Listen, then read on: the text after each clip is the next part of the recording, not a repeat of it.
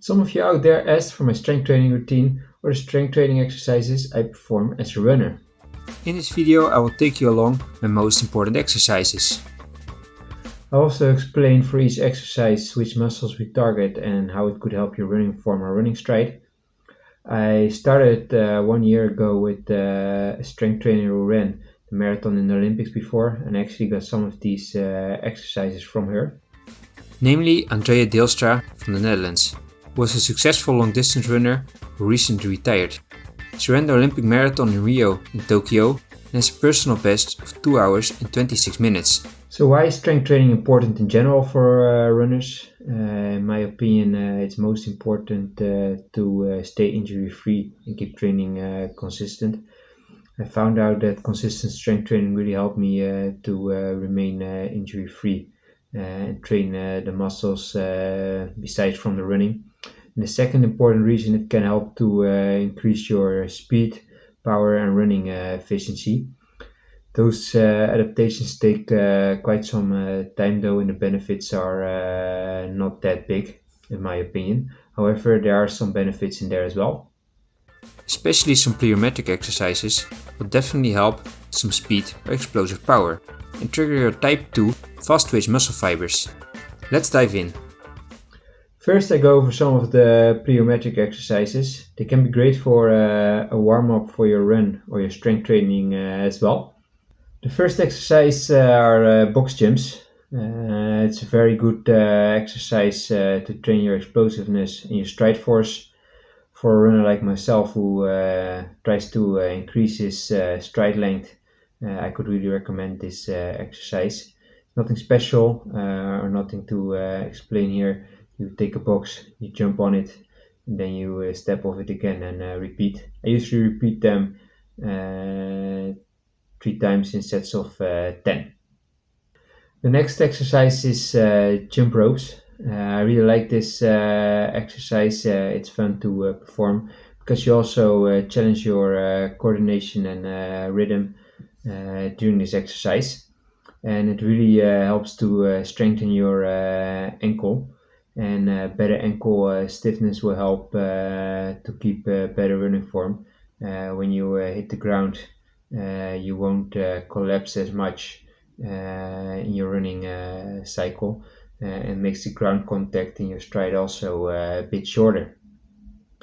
This exercise really targets the feet, the ankle and the calf muscles, and gives you really some resilience in those muscles for the impact while running. Therefore, it also is a great injury prevention on shin splints, plantar fasciitis, etc. I usually perform jump rope exercises for 3 times or 4 times 60 seconds, and you can vary or play around a bit with single leg jump or jumping on both legs. The last plyometric exercise I go over is starting jumps. This is a new exercise that my strength trainer Andrea introduced to me. You take a step and you try to lift yourself off, mainly based on the front, which is placed in front on the step, not the one on the ground. So with your forward leg, you try to lift yourself up.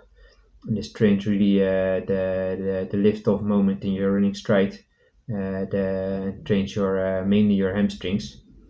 I usually perform this exercise in 3 sets of 10, each leg 10 times.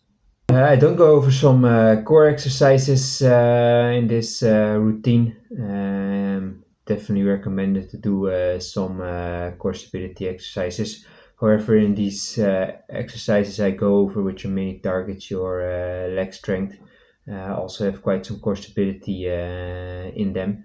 And as soon as you become more of a short distance runner, like 1500 meter, 800 meter runner, then it might become more important to train some upper body or core stability as well, because you can also use those muscles to generate more force in your stride and generate more lactic power as well.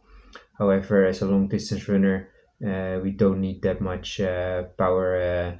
We also don't need to carry upper body muscles for a long distance event, which could even slow us down more than be more beneficial to our running performance over the longer distance. From the 800 meters you see runners start to have more upper body in general. Now to my main leg exercises. Most of these exercises I perform without any machines, just some free weights. In my opinion, free weights are better than machines because you trigger your balance and small muscles better. It's also good to focus on some single leg exercises. I perform a lot of these exercises on single leg because running is a single leg motion. First, we go over the calf raises. The main muscle we use while running are your calves, in my opinion, and therefore we need to train them as well.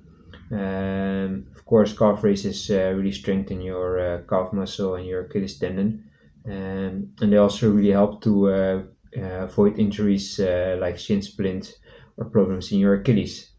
You can perform them everywhere on the stairs or a step at your house, and I usually perform them 12 times on each legs, and then in sets of 3. And good to explain for this calf raise exercise that I usually go up with my foot a little bit quicker and then go down just below the step with my heel very slowly. On to the next exercise, which are step ups. Step ups really train all the muscles in your running cycle. So the glutes, hamstrings, calves, even your core stability is triggered with this exercise. And I perform this exercise again on a step, where I really focus on an explosive lift off when my first feet hits the step. And the second thing to focus is on as soon as I bring my leg up, I also bring the knee, which is free, up to a 90-degree angle to really replicate the running motion. And I perform this exercise 3 times 10 on each leg. The next exercise are squats, also an important exercise which should not be left out in a regular runner strength training program. You could play around with two type of squats. First, if you want to perform a single leg, you can do a Bulgarian split squat, like you can see here. And then you place one foot in front and the other one behind you place on a step or some elevation. And then you deliberately and slowly come down and try to move a little bit faster and explosive upwards. And with the Bulgarian split squat, you trigger your stabilizer and hip muscles a bit more. And the other squat you can perform is, of course, a double leg squat or a regular squat. And I both perform these squats again 3 times in 10 repetitions. Next in line are balance disc or pistol squat exercises. One of my personal favorites. It triggers all the small calf muscles and muscles in your feet, also your hamstrings and even your core stability. With this exercise, Balance disc exercises can be done easily from home when you have one, of course. They could really help relieve and avoid shin splints and stress fracture injuries because you train your calf and your feet muscles. I repeat this pistol squat usually 3 times in 8 repetitions on each leg. And you can play around with other balance disc exercises as well, of course. You can also use a balance disc easily before bedtime while brushing your teeth, for example. And next in line are deadlifts. Why are deadlifts actually important? Deadlifts train your hip hinge, and this really helps to increase your hip explosiveness as well. And you also train your lower back with deadlifts, even slight or even a little bit upper body as well, since you need to hold heavy weights in your arms. So quite an all-round exercise, and they target, of course, mainly your glute and your hamstrings. I usually perform deadlifts also in 3 times 10 repetitions.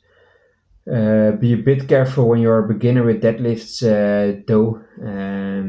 Deadlifts can really cause a lot of muscle damage, muscle pain. So start easy with this exercise and slowly try to build the weight you use.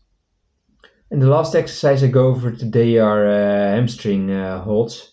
Hamstring holds you perform also with a step or a box.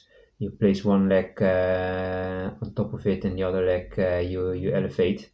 Hamstring holds really target your hamstring, of course, but because we perform it in a similar position as we run, it also really helps your hip muscles and your core stability again. So a very all-round exercise.